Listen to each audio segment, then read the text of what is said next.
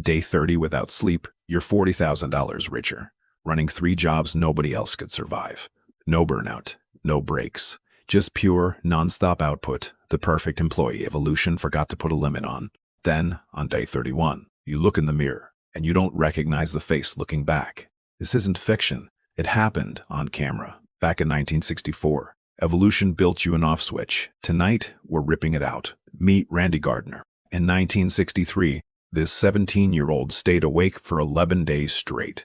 Scientists at Stanford watched him hallucinate, lose coordination, and start slurring words. He survived, barely, and he taught neuroscience a permanent lesson. In 2012, researchers found why sleep isn't optional: the glymphatic system. It's your brain's plumbing, a network that flushes out toxic waste. One target: amyloid beta, a sticky protein linked to Alzheimer's disease. This cleanup runs hardest during deep, slow-wave sleep, never while awake. In 2026, a human trial confirmed it. One sleepless night raised toxic markers by morning. But waste removal is only half the story. Every day, your brain also overloads its own wiring with new information. Scientists call this synaptic homeostasis. Sleep resets the whole system nightly. Skip that reset. Then connections don't just get tired. They get saturated, so no sleep doesn't mean more time. It means a brain that never empties its trash. Now, let's fast forward and watch that trash pile up. Hour 1 of Forever Awake, you feel unstoppable. Coffee optional. Day 1, the world economy shifts into permanent overdrive. Factories never powered down. Offices glow at 3 a.m. every night, forever. Humanity just added 6 extra waking hours to every single day. Productivity charts go vertical. Executives celebrate. Nobody asks what it's costing. Day 2, your eyes stop focusing properly, just like Randy Gardner's did. Small glitches, a missed word here, a dropped thought there. Still, it feels manageable. That's exactly the trap. Day 3, mood swings hit. Irritability spikes across every office on Earth. Coordination slips. Reaction time slow by nearly 50%. That's the same impairment as being legally drunk, except nobody clocks out. Day 4, short-term memory starts failing. Meetings get repeated, word for word. Nobody notices they've had this exact conversation twice already. The glymphatic system, remember, is still offline. The waste keeps piling up. Amyloid beta accumulates in brain tissue that never gets its overnight wash. 4 days in, and the bill hasn't even started coming due. Because this was supposed to be the easy part. Week 1 is where things actually start to crack. Week 1, the economy is thriving. The species running it is not. Microspleets begin. The brain force shuts for 1 or 2 seconds at a time. You don't feel them. You just lose a few seconds of your life repeatedly. Drivers black out mid-lane change. Surgeons freeze mid-incision.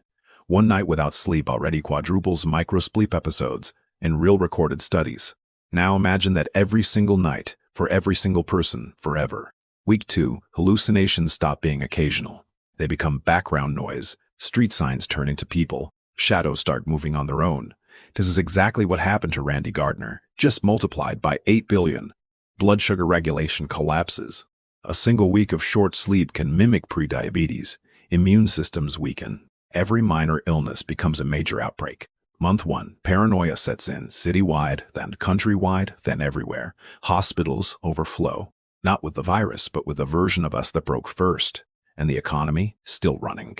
Someone forgot to tell it. People were dying. Productivity is up 11%. Sanity is down considerably more. Month 2, speech starts slurring, permanently, in millions of people at once. Balance goes next. Falls spike in every age group, everywhere. The brain's cleanup crew never showed up. Not once, not for months, not for months. The toxic buildup that should clear overnight is now measured in weeks of sludge. This is no longer fatigue. This is structural damage accumulating in silence.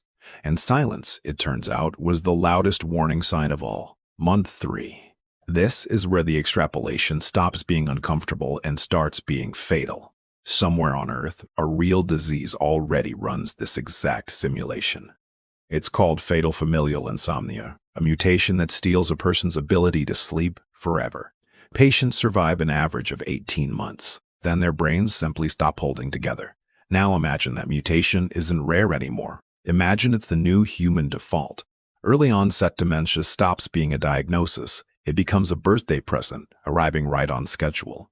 Turning 30 used to mean a quarter-life crisis. Now it means a full diagnostic scan. The hallucinations from week 2, they don't fade anymore. They move in permanently. Psychosis stops being an episode. It becomes a permanent roommate, one nobody agreed to live with. And this isn't guesswork. Scientists already ran this exact experiment on rats in the 1980s.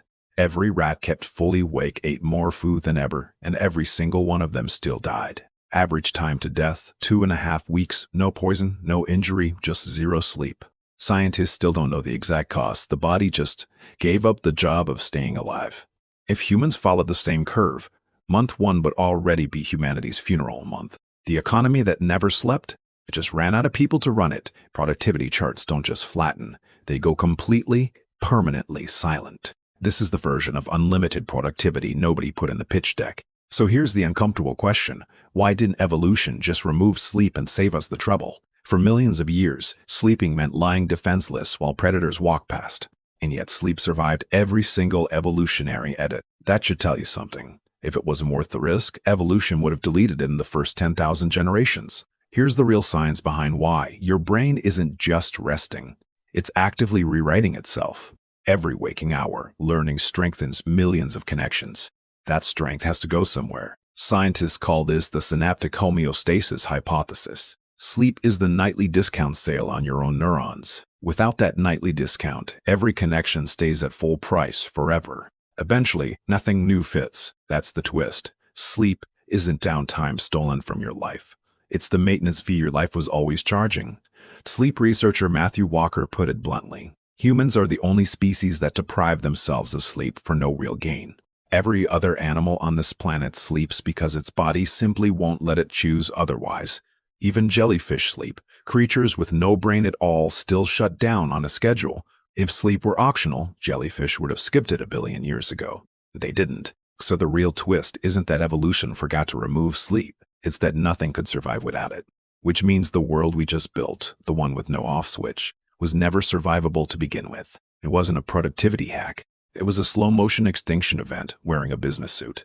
And here's the part that should genuinely worry you. We're not extrapolating anymore, because right now in 2026, a huge chunk of humanity is voluntarily running a smaller version of this exact experiment on themselves every single night and calling it ambition. Let's fast forward one last time, not to a what-if future, but to the world you're living in right now. You don't need a genetic mutation to feel this. You just need a phone, a deadline, and 2 a.m. That blue light tricks your brain into thinking the sun never set. Your glymphatic system waits for a cue that never comes. This is measurable right now. Chronic sleep deprivation already costs the global economy over $411 billion a year. In developed nations, that's roughly 2% of the entire GDP. Lost to exhaustion, not disaster. Hustle culture told an entire generation that rest was the enemy of ambition. But research working hours found something inconvenient. Output barely rises past 50 hours a week. The extra 14 hours at 70 hours a week, they produce almost nothing. You're just awake for it. So the unlimited productivity fantasy from the start of this video, it was never real, not even for rested people. And the brain science backs this up too. Memory consolidation, the thing that turns studying into knowing, only fully happens during sleep. Practice doesn't make perfect.